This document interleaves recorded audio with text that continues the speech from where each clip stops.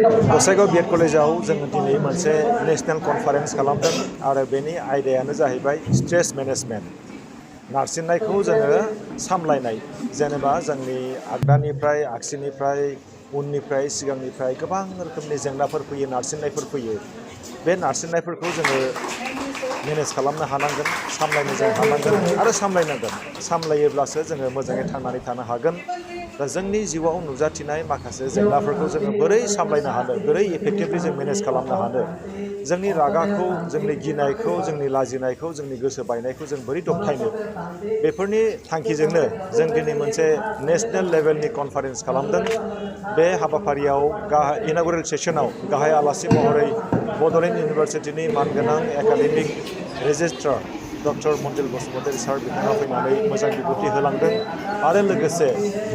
अरुणाचल प्रदेशनि राजीव गान्धी इउनिभारसिटिनि प्रफेसार जयादेबा साहु बिथाङा फैदों रिसार्च पार्सन हिसाबै गुवाहाटी इउनिभारसिटिनि सासे रिटायार्ड प्रफेसार डिपार्टमेन्ट अफ इडुकेसननि नीलिमा भगवती मेडाम बिथांमोनहा सानैजों रिसार्च पार्सन हिसाबै बेयाव बाहागो लाफैदों आरो बिथांमोननि गियानखौ जोङो बयबो बेयाव मोननो हागोन होननानै जों मिजिंथिदों आरो बेयाव बाहागो लाफैनाय साफ्रोमबो फरायसुलिफ्रा थुलुंगाखांगोन होननानै आङो मिजिंथिदों दिनैनि बे हाबाफारियाव जोंनि एडप्टेड स्कुल जोंनि गसाइगावनिनो गसाइगाव B.ed कलेजाव खाथियाव थानाय हाब्रुबिल हाई स्कुल बे हाई स्कुलनि थाखो 10नि फरायसाफोरखौबो जोङो हांख्रायहरदों बिथांमोनहा 25 जननिबो बारा बेयाव फैदों आरो फोरोंगिरि फैदों जोङो मिजिंथिदों जे 25 जननि बारा थाखो 10नि फरायसाफोरनि बेयाव बाहागो लाफैदों बिथांमोननि गेजेरजों समाजाव मोजां मोनसे मेसेज थागोन आरो जोंनि समाजाव नुजाथिनाय जर'खायै फरायसा समाव नुजाथिनाय सुइसाइड जानाय बिरि सोबनाय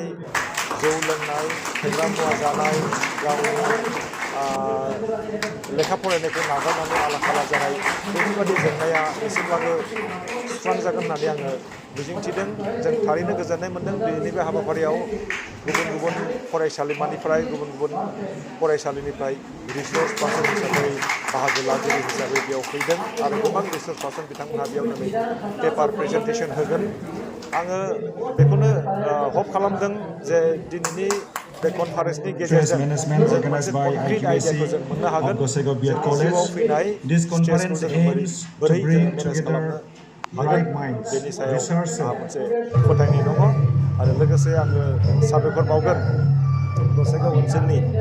मेडिया पार्सन बिथांमोनहा लोब फैनानै बेयाव बाहागो लाफैदों आं जोबोरै गोजोननाय मोन्दों आरो नोंथांमोननि चेनेलनि गेजेरजों जोंनि समाजाव मोनसे मोजां मेसेज थांगोन होननानै आङो